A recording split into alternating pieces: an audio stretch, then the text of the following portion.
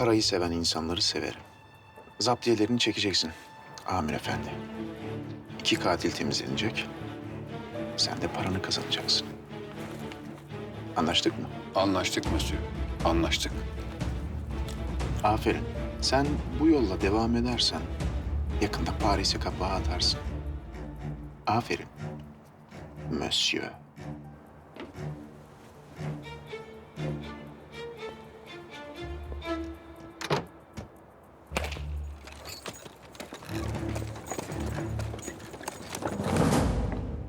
Uykunuz kaçacak ama.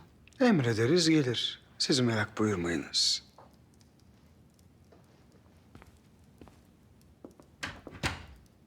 Canevşanlar. Luca Tesso'nun afyon ticaretine engel olduk. Parvus da öldü. Sizce kazandık mı? Öyle gözüküyor paşam. Luka zeytinyağı işine girdi. İmalathanelerle anlaşmış. Yunan'dan ithalat yapacak. Anlaşılan tüccar olmak istiyor. Hayır Söğütlücük, hayır. Memleketin zeytinyağı ihtiyacı zaten İzmir bölgesinden karşılanıyor. Adam niye ithal etsin ki? Yani bizim ihraç ettiğimiz bir şeyi adam niçin ithal etsin? Afyon'u zeytinyağı işi vesilesiyle memlekete sokacak. Orası kesin. Getirse bile nasıl satacak paşam? Afyon satanın sonunu herkes biliyor. Kimse cesaret edemez. Sahip Kıran Efendimiz düşmanından kurtuldu. Lakin o düşmanların memleketimize soktuğu nizamsızlık kaldı geriye. O nizamsızlığı da biz düzelteceğiz. Memleketimize nizam getireceğiz, nizam. Yaz Söğütlü.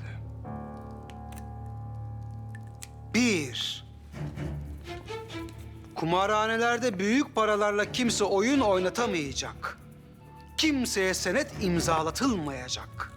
Hileyle, tehditle, şantajla kimse o masaya oturmayacak. 2. Meyhanelere adap gelecek, adap. Gece yarısından sonra hiçbir meyhane açık kalmayacak. Mektep talebelerine içki verilmeyecek ve tıfıllar içeriye sokulmayacak. 3. Bitirimhanelerde rızası dışında tek bir kadın bile çalıştırılmayacak. Oradaki o kadınlara yan gözle bakanın gözünün yaşına bakılmayacak. En önemlisi orada çalışan bütün kadınlara iffetli işler teklif edilecek. Kimse çalışmaz paşam. İyi ya Kısılcık. Bizim de istediğimiz zaten bu. Vakti geldiği zaman bütün bitirimhaneler kapatılacak. 4.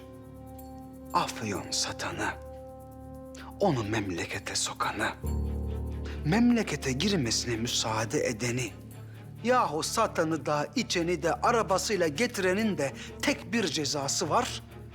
O da ölüm. Payitahtımızın nizamını bozanı, fitne fücur çıkaranı, nefsi müdafaa dışında adam öldüren bizim kara listemize girer. Haraç kesen çeteler, silah tüccarları, kalp para basanlar, yani bütün bu nizamı bozanlar bilecekler ki beyaz koyundan siyah süt gelene kadar bu kanunlar geçerlidir. Paşam, bu işler için zaten devletin zaptiyesi var. İyi ya Meyit Efendi. Bizim işimiz zaptiyeyi tanımayanlarla. Bundan sonra zaptiyeyi tanımayan Fehim Paşa'yı tanıyacak. Eyvallah paşam. Camgöz, bu yazılanları bütün mekanlar bilsin ve idrak etsinler. Her tarafa dağıtın. Emredersiniz paşam. Hadi Söğütlü. Hayırdır inşallah gece gece. Paşam, kardeşlik ettiklerimiz hastanede. Gidip ziyaret de edemedik. Hele bir gidip bakalım şunlara. İyi edersiniz.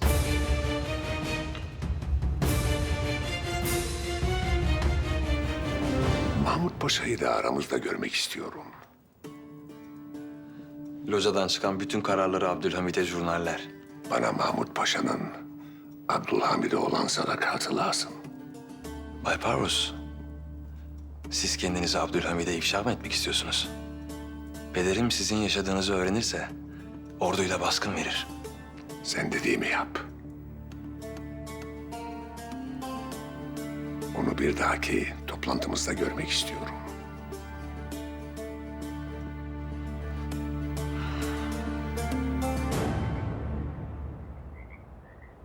Hünkârım, İngilizler sömürgelerinde Müslüman memurları uzaklaştırıp genç Müslümanlara memurluk hakkı vermiyorlar.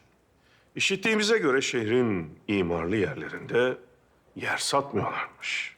Şehrin merkezlerinde ellerinden evlerini alıyorlarmış. Evet hünkârım, Müslümanlara ikinci sınıf muamelesi yapıyorlar. Bunların hepsi politika. Mekteplerine Müslüman talebeleri almayarak üzerlerinde sıkı bir tazyik uyguluyorlar. Dinini değiştir, iyi yaşa. Lakin Müslümanlar bu oyunlara kanmıyorlar. Bugün böyle. Peki ya yarın? Müslümanları cahil bırakmak istiyorlar. İleride işlerinde muvaffak olmuş insanların arasında Müslümanlar olmayacak. Fende cebirde büyük alimler yetişmeyecek. Maksat bu. Maalesef elimizden bir şey gelmiyor hünkârım. Ümitsiz olmayınız. Siz Müslüman oluşunuzun ilk yıllarında 600 kişinin hidayetine vesile oldunuz. Ne yapacağız hünkârım? Liverpool'da bir İslam üniversitesi kuracağız. Paris'te, Çin'de. Şimdilik sadece bu 3 yerde. Siz Liverpool'da kurmak için harekete geçiniz.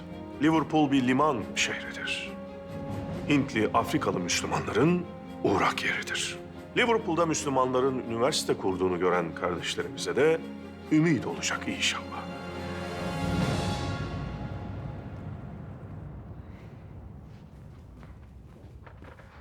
Geçmiş olsun kardeşim. Var mı iyi bir haber? Allah'tan ümit kesilmez. İyileşir inşallah. İnşallah. Saraya gelişiniz kardeşinize uğurlu gelmedi anlaşılan.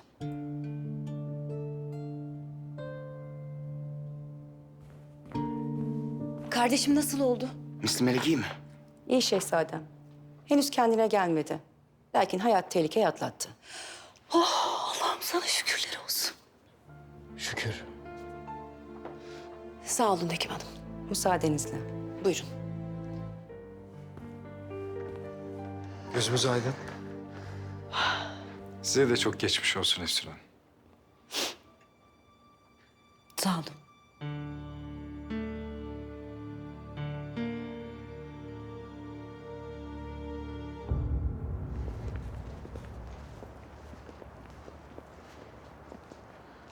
Emniyeti zaptiyeler almış. Ben de rütbe yok Söğütlü. Sen rütbeni söylersin. Artık beni de alırlar yanına. Beyit efendi, sende öyle bir rütbe var ki yaşayan kimse de yok. Hadi.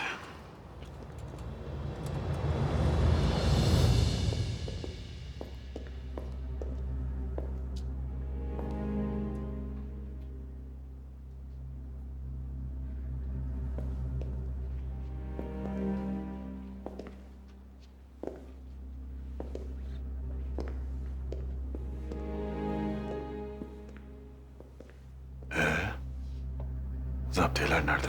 Bilmiyorum. Hekim efendi, Buyurun. burada zaptiyeler vardı. Neredeler? Emir gelmiş. Başka işleri varmış. Gittiler. Hekim efendi, siz odanıza gidin ve sakın çıkmayın. İnşallah geç kalmamıştır. Hadi Söğütlü. Hazır mısın? Hazırım. Şimdi.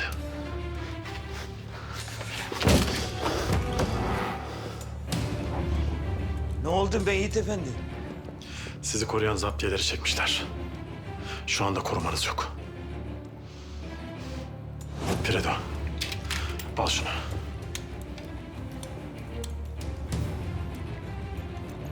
Sende silah var mı? Ben başımın çaresine bakarım. Siz dikkatli olun. Söğütlü, sen de hemen git Beyinpaşa'ya haber ver. Kumpas var. Eyvallah. Siz de çok dikkatli olun.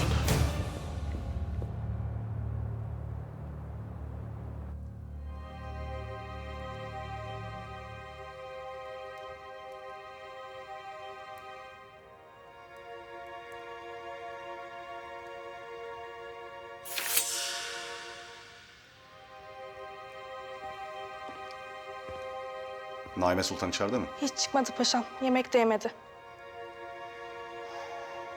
Tamam, sen çıkabilirsin. Ben beklerim.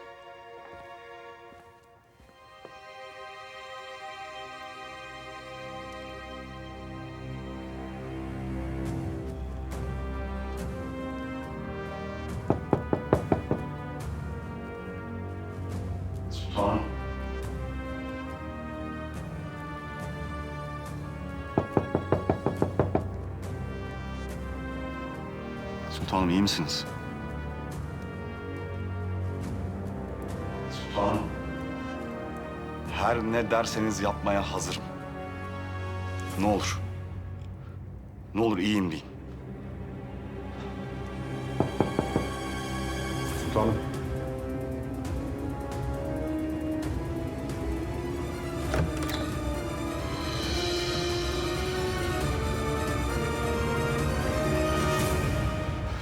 Bırak o bıçağı. Yaşamak istemiyorum, bırak beni. Ölmesi gereken birisi varsa o benim. Sen yaşayacaksın.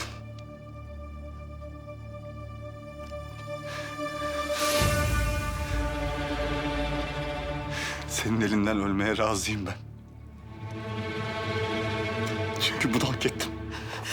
Bırak beni. Bırak! Git buradan! Ne olur seni bu halde bırakmamı isteme benden. Ne o? Kendimi öldürürüm diye mi korkuyorsun? Üzülür müsün? Siz zaten beni öldürdünüz. Sen ve Hatice. İkiniz de beni sırtımdan vurdunuz. İkiniz de hainsiniz. ızdırabımı anlatmak için kelimeler kifayetsiz kalıyor. Yüzünü dahi görmek istemiyorum. Git buradan, git! Defol git buradan! Defol. Defol.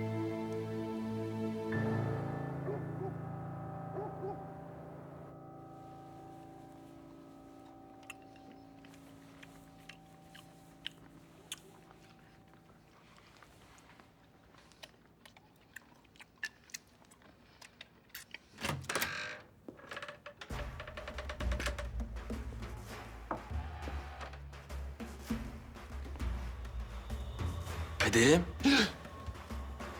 Sen miydin ulan Sebahattin? Aklım çıktı vallahi. Seniyam uyandı geldi. Beni yakaladı zannettim. Yahu bu saatte pastırma mı yenir? Ne yapayım evladım, içim kıyıldı. Uyurken acıkmışım. Sen nereden böyle gece vakti? Pederim. Ben de seninle konuşmak istiyordum. Ne oldu Sebahattin? Karaso. Büyük mason locasını kurdu. Yani Parvus gitti. Şimdi Karasoy'a mı yanaşmaya çalışıyorsun? Seni de üye yapmak istiyor. Sebahattin, sen bir yat uyu. Zihnin yerine gelsin. Pederim. Bütün dünyanın gücü arkamızda olacak. Ulan Sebahattin, yoksa sen bu masonlara üye mi oldun? Evet. Para, güç, kudret. Hepsi bunlarda Pederim. Dünyada mason olmayan bir devlet adamı bile kalmadı. Öyle mi diyorsun? O zaman ben de üye olayım bu masonlara. O zaman ben de gidip kaydını yaptırayım. Yürü git başımdan. Yoksa şimdi alacağım seni ayağımın altına. Dangalak. Pederim, ne olur bir dinle. O zaman bir toplantıya gel. Beğenmezsen çıkarsın. Oluyor mu öyle deneme? Olur. Oluyor. Bir deneyelim o zaman.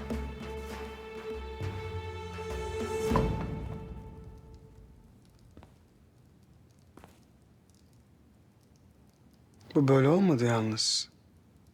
Nasıl olmadı? Sizi işe alırken bir hanımefendiyle yalnız kalma ihtimalini göz önünde bulundurmamıştım.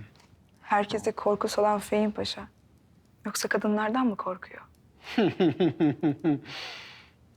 Ben sadece Allah'tan korkarım. Ha, bir de güzel tebessümle. Adamlarınıza 1, 2 diye kurallar koyarken pek bir korkusuz gibiydiniz halbuki. O halde. 1. Kapıların ardından sesler dinlenmeyecek. 2. Üstünüze başınıza dikkat edeceksiniz. 3. Eğer konakta bir odada bir bey yalnız ise ona hizmet edilmeyecek. 4. Yanınıza mutfakla alakadar olacak bir hanım hizmetçi alınız. Hem size yardımcı olur hem de yalnızlığınızı paylaşırsınız. 5, bir daha tebessüm etmek yok. Yok. 5 yok. Paşam, hastaneye gittik. Zaptiyeler çekilmiş. Hastane korumasız. 5, silahlara alışılacak. Adamlara haberdar et.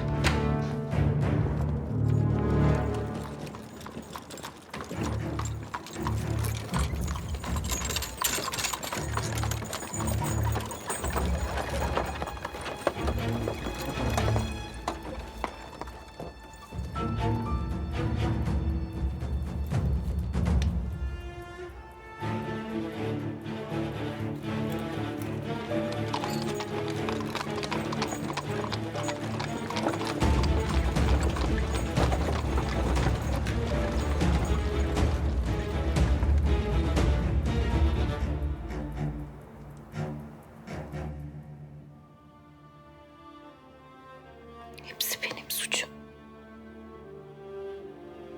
Şehzade ile evlenmeni ben istedim. Senin iyiliğini düşünürken meğer sana kötülük etmişim. Affet beni kardeşim. Senin bir suçun yok abla. Canım. Abdülkadir'le evlenmeyi ben istedim. İyisin değil mi? İyisin. İyiyim. Sen üzülme. Allah'ım sana şükürler olsun ya Rabbim.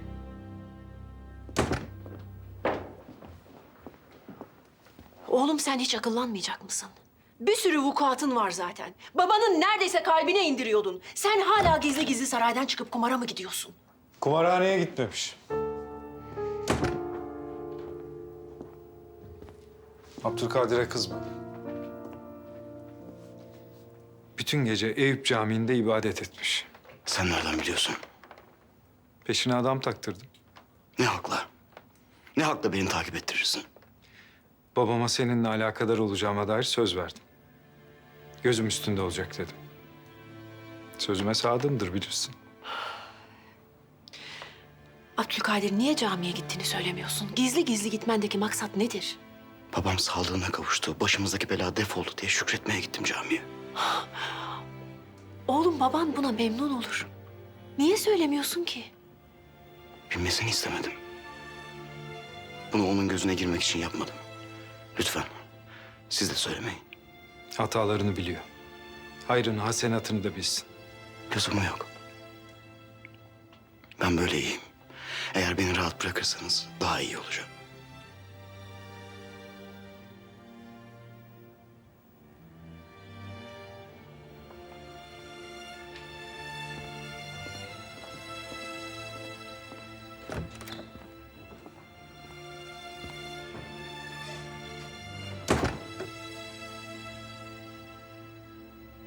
Allah kabul etsin.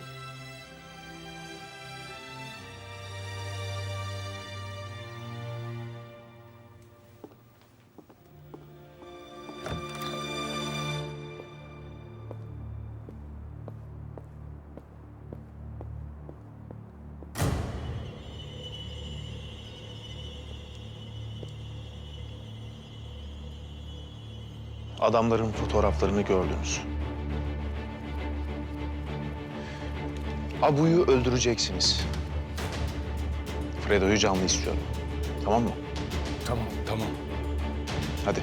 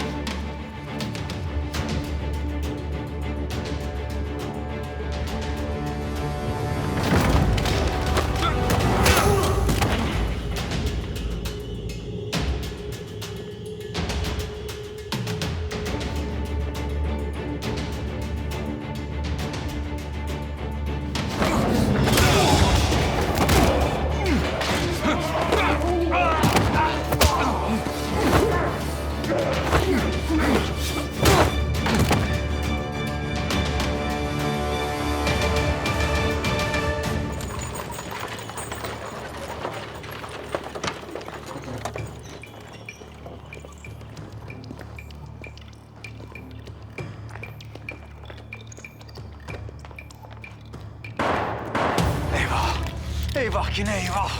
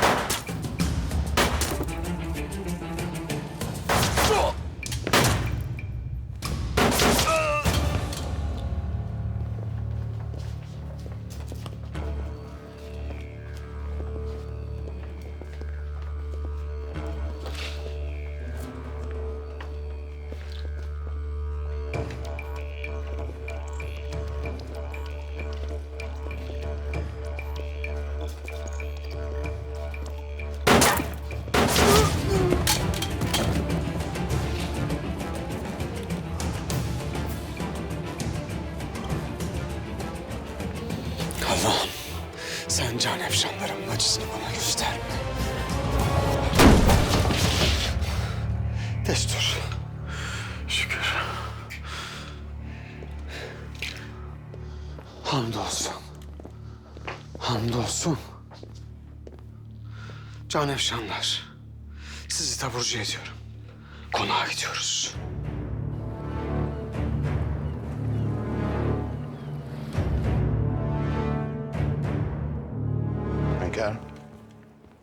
Hünkârım mühim bir mesele var. Ne oldu paşa? İngilizler Kulim Abdullah Efendi'nin arkadaşlarını tutuklamışlar. Camiyi kapatmışlar, medreseleri basmışlar. Kalabalık caminin önünde toplanmış. Camiyi tahrip etmişler. Müezzini de öldürmüşler hünkârım. Niçin paşa? Ne hakla bunu yaparlar? Bazı medreselerde silah yakalanmış. Abdullah Efendi'nin arkadaşlarının silahla ne işi olabilir? Müslümanlara terör yaftası vuracaklar paşa. Abdullah Efendi'yi çağırınız. Emredersiniz hünkârım.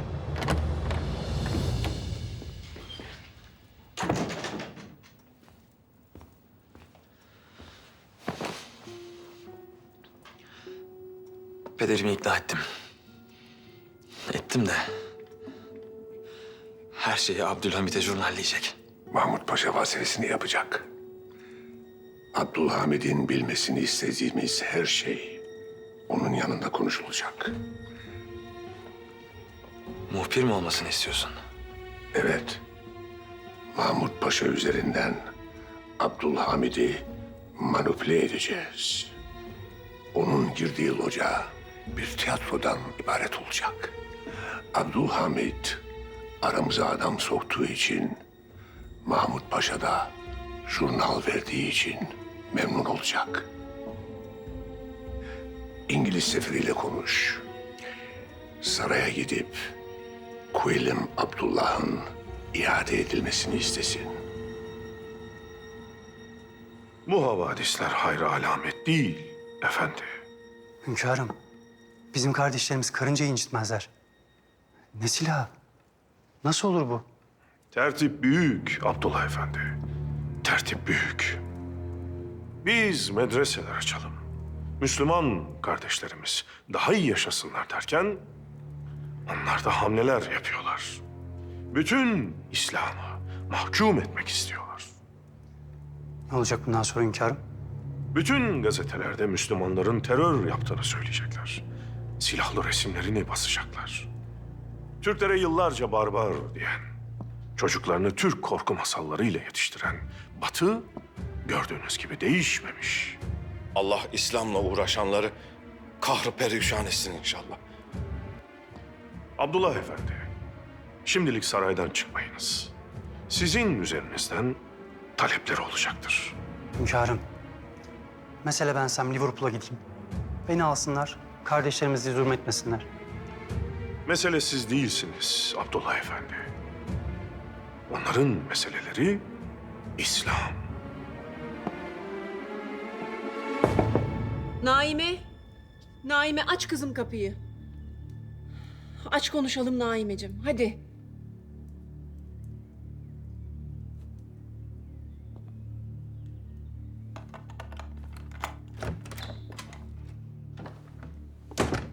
Sultanım, bağışlayın.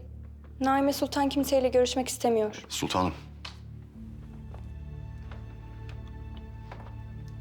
Ben Naime Sultan'ın bütün hizmetkarlarına bir bir tembih ettim. Bir an olsun yanından ayrılmayacaklar. Ayrıca ben de buradayım.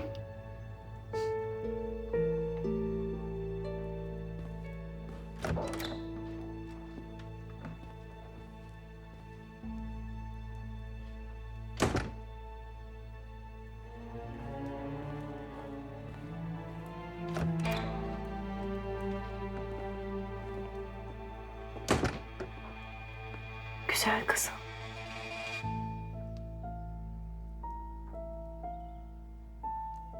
Biliyorum bana çok kızgınsın. Haklısın da. Daha bunu ilk duyduğumda gelip sana söylemeliydim Naime. Lakin bunun seni ne kadar bedbaht edeceğini düşündükçe ben bunu yapamadım. Şayet bu münasebetin devam ettiğine dair en ufacık bir şüphem dahi olsa derhal gelip sana söylerdim, inan bana. Ama onların alınlarının karasının senin istikbalini mahvetmesini istemedim evladım.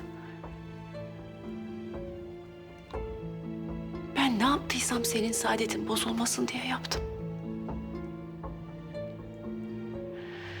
İnşallah bir gün sen de anne olacaksın. O gün anlayacaksın beni.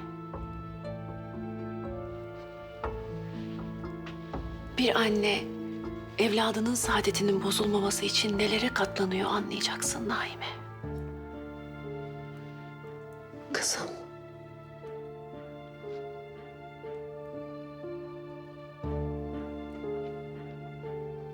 Güzel kızım.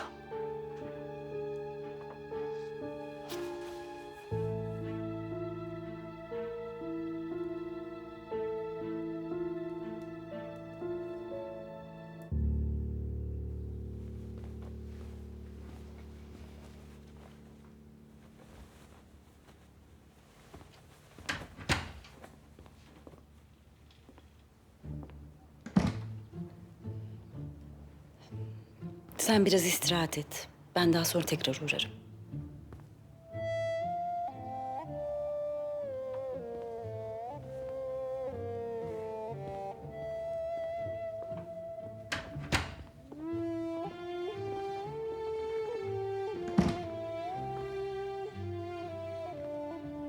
İyi misin?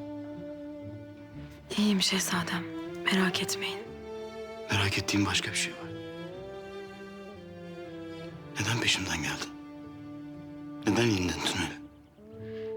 Ceketinizi unutmuştunuz. Üşüyüp hasta olursunuz diye düşündüm. O yüzden geldim. Lakin kayboldum.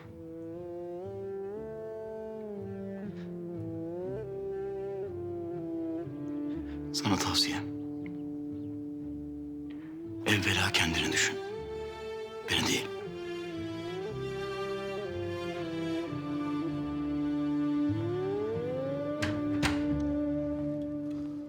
Anlaşılan Mürebbiye Hanım daha ilk günden vazifesini aksattı, öyle mi? Kız gitmiş paşam. Nereye gitmiş?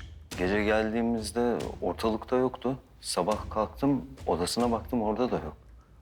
Zaten o kız bizim konağa göre değildi paşam.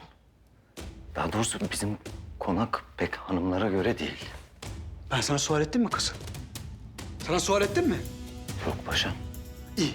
Bundan sonra konağın bütün işlerini Fredo çıkana kadar sen yaparsın o zaman.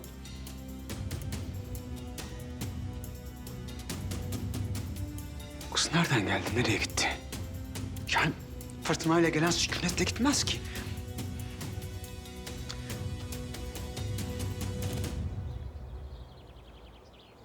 Kulyum'un sarayınızda olduğunu işittik. İngiliz hükümeti onu arıyor. Camilerinde silahlar yakalandı. Bunların hepsi iftira da. Hatırlar mısınız bilmem. Siz o vakitler basit bir memurdunuz belki de. Tahta çıktığım ilk vakitler Scaglieri Cemiyeti adında birileri ihtilal yapmaya kalkmıştı. Aralarında bir imam vardı. Onu yakalayamadık. Sonra Londra'da olduğunu öğrendik.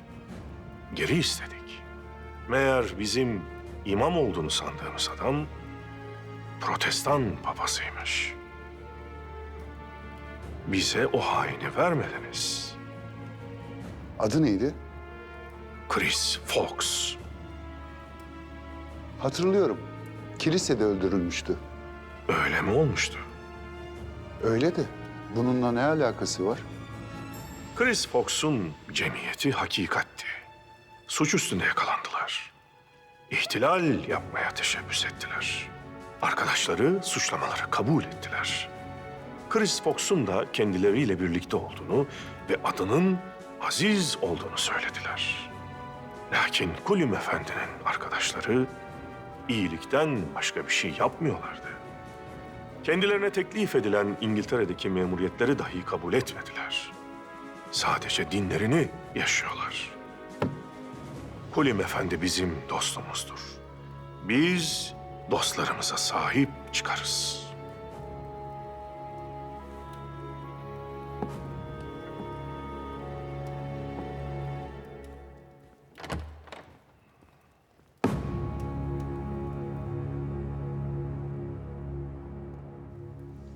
Hoş geldin. Hoş bulduk. Gel. Ne iyi oldu geldiğin. Köşke taşındığımızdan beri bir türlü görüşemedik. Çok özlemişim seni. Ben de seni çok özledim Hatice'm. Lakin buraya hasret gidermeye gelmedim açıkçası. Hayırdır hala? Kötü bir vaziyet yoktur inşallah. Korkutma beni hala. Birine bir şey mi oldu? Hatice. Naime Kemalettin'le aranızdaki münasebeti öğrenmiş.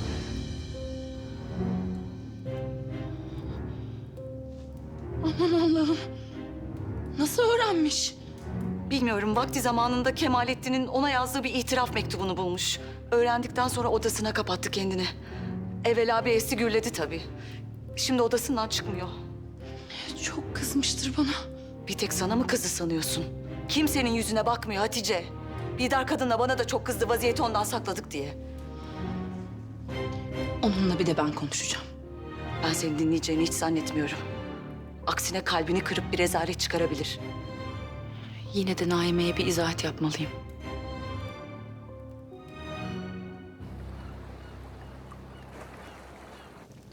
İngilizler Kulim Abdullah'ın adamlarını yakalamış. Medreselerini ve camilerini basmışlar. Müezzini öldürmüşler. Abdülhamit Kulim Abdullah'ı koruyor. İstediğimizi alamadık. Hayır. Abdülhamid istediğimizi bize verdi. Bundan sonraki planımız ne olacak peki? Abdülhamid'in Londra'da olduğu gibi Amerika'daki Müslümanlarla da bağları var. Bunu da ifşa edeceğiz.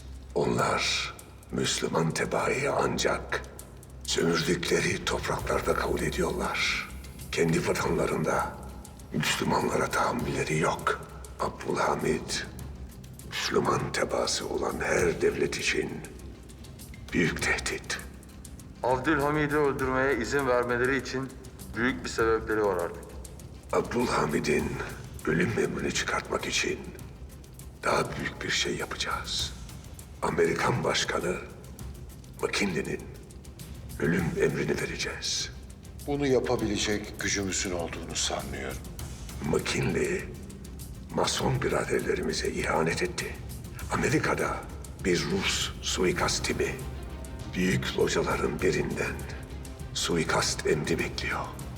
Ve biz bu güce sahibiz. Eğer Abdülhamid'i yok etmek istiyorsak bu emri vermeliyiz. Biraderlerim, McKinley'nin ölümünü oyunuza sunuyorum.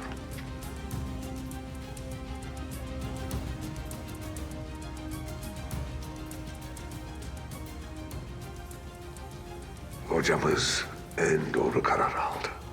Kainatın ulu mimarı yardımcımız olsun. Aldığımız kararla Abdülhamid'i yok etmeye bir adım daha yaklaştık. Bundan sonra paşa biraderlerimizle daha fazla görüşeceğiz. Onların göstereceği azim ve gayretle en kısa zamanda Abdülhamid'i yok edeceğiz.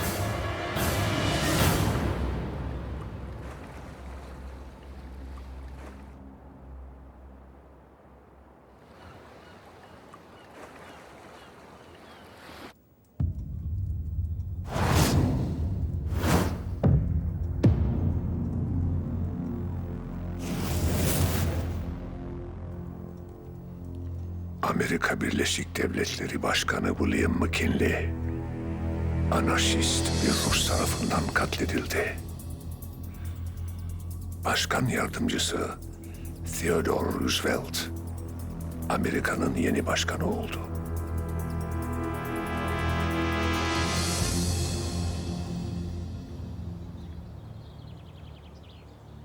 Amerikan başkanı öldürülmüş. İşittiniz mi paşalar? Maalesef işittik hünkârım. Neden maalesef paşam? Tevfik Paşam, McKinley'in öldürülmüş olması için birilerinin karar almış olması gerekli. Dünyada hiçbir devlet reisi arkalarında büyük bir tertip olmaksızın öldürülemez. Amerikan başkanının öldürülmesi gösterir ki suikastler çağına giriyoruz paşalar. Artık devlet liderlerinin öldürülmesi hususunda bir tertip başlamış demektir. Bundan 5 yıl önce İran Şahı Nasreddin'i suikastla öldürdüler. Yeni bir asra giriyoruz paşalar. Bugüne kadar yaşadıklarınızı unutunuz. Düşmanlarımız akla hayale gelmeyecek şekilde saldıracaklar. Hünkârım, bu Liverpool'daki hadiseler bunun tesiri mi? İngilizler bizim onların sömürgelerindeki Müslümanlarla irtibat kurup hilafetin gücünü kullanmamızdan hep korktular. Lakin Kulim Abdullah Efendi'nin arkadaşları riyasız bir Müslümanlıkla sadece İslam'ı yaşamaya çalışıyorlardı. Devletin onlara teklif ettiği hiçbir vazifeyi kabul etmiyorlardı. Kendi memleketlerindeydiler. Onların hiçbir tanesi kaçmaya yeltenmemiş. Peki ne vaziyet alacağız hünkârım? Sizler Amerikan başkanına suikast hadisesini takip ediniz. Çıkabilirsiniz. Hünkârım, affınıza mağruren benim size bir şey söylemem icap ediyor. O halde siz kalınız Mahmut Paşa.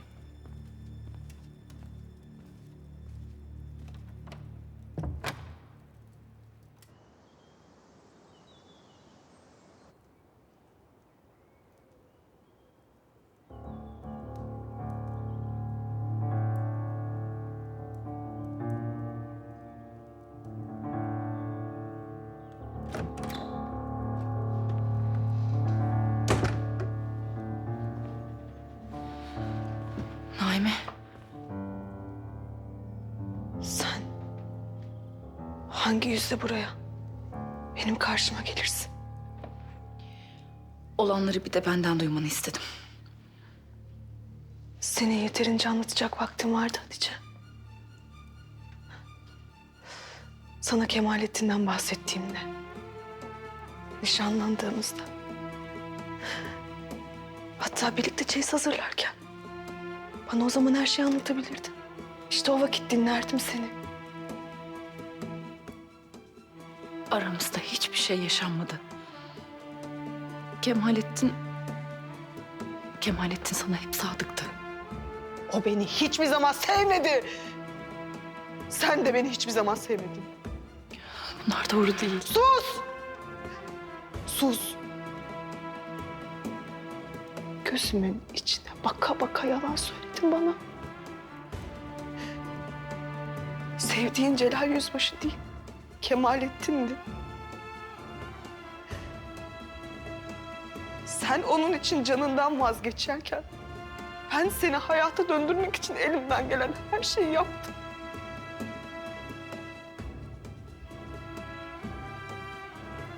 Naime. Ne dersen haklısın. Haklısın. Yalvarırım affet beni. Yalvarırım affet beni. Affet, yalvarırım affet beni. Benim için artık ikiniz de yoksunuz.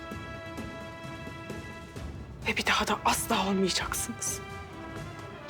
Naime. Şimdi defol git bu odadan. Naime ya. Defol. Naime lütfen. Defol! Defol! Bir daha da çıkma karşıma! Defol! Haksız mı Naime? Yaptığınız hatanın nelere mal olduğunu şimdi kendi gözlerinizle gördünüz işte.